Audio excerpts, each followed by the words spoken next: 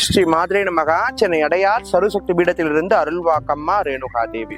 இன்றைய பதிவில் நம்ம என்ன விஷயம் பார்க்க போறோம் அப்படின்னு பாத்தீங்கன்னா, ஒரு வீட்டுல 2 அல்லது 3 நபர்கள் ஒரே ராசியில் இருக்கிறாங்க அப்படின்னா அவங்க வீட்டை ஒரு மோசமான நிகழ்வாக ஜோதிடம் பார்க்கப்படுகிறது. இது எதனால அப்படின்னு கேட்டீங்கன்னா, 7.5 சனி நடந்தாலும் அஷ்டம சனி நடந்தாலும் எந்த கெட்ட கிரகமா இருந்தாலும் அந்த 3 பேருக்கும் ஒரே மாதிரி நடக்கும்.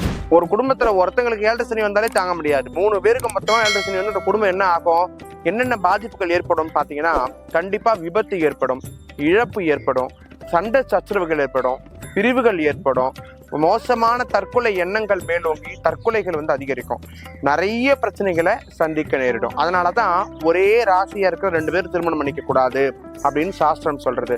அப்படி காதலிச்சு நீங்க திருமணம் பண்ணீங்கன்னா 3ஆவதா ஒரே ராசியில அந்த வீட்டுல ஒரு குழந்தை பிறக்குது அப்படின்னா அது இன்னும் உங்களுக்கு சிரமத்தை கொடுத்துரும். கண்டிப்பா மோசமான விளைவுகளை ஒரு ராசியில் 3 பேர்கள் ஒரு குடும்பத்தில் இருந்தாங்கன்னா அந்த குடும்பம் சந்திக்கப்படும். இதுக்கு பரிகாரம் என்ன அப்படின்னு பாத்தீங்கன்னா, கணவன் மனைவி வேலை விஷயமா வேற இடத்துல ஒர்க் பண்ணிக்கலாம், இது ஒரு பரிகாரம். அப்படி இல்ல குழந்தைகளுக்கு ராசியார் அதே மாதிரி இருக்கு, ஒரே ராசியா இருக்குன்னா மகனாகட்டும் மகளாகட்டும் படிக்கிற பிள்ளைங்களை வேற உறவினர் வீட்லயோ ஹாஸ்டல்ஸ்லயோ வேற ஊர்ல தங்கி படிக்க வச்சிங்க அப்படின்னா இதுக்கு பரிகாரமா இருக்கும்.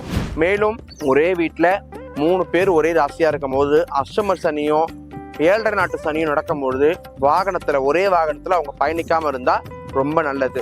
சில விஷயங்கள் நம்ம கேள்விப்பட்டிருப்போம். ஒரு குடும்பம் திருப்பதிக்கு போனாங்க, கவிழ்ந்துட்டு விபத்து ஆகி போச்சு, திருவண்ணாமலைக்கு போனாங்க விபத்து ஆகி போச்சு, கோயிலுக்கு தான் போனாங்க செத்துட்டாங்கன்னு சொல்லுவோம். ஆனா இதுக்கான காரணம் அந்த வீட்டுல 3 பேரு ஒரே ராசியா இருந்திருப்பாங்க. அப்போ அவங்களுக்கு அஷ்டம சனியோ 7.5 சனியோ நடந்திருக்கும். அந்த டைம்ல தான் இந்த மாதிரி குடும்பத்தோட விபத்து நிகழ்வது நடக்கும். நல்லா இந்த பதிவு உங்களுக்கு எல்லாருக்கும் புரிஞ்சிருக்கும்னு நினைக்கிறேன். அதனாலதான் பெரியவங்க ஒரே திருமணம் செய்யக்கூடாது, ஒரே ராசியிலுக்கும் திருமணம் செய்யக்கூடாதுன்னு சொல்லியிருக்காங்க.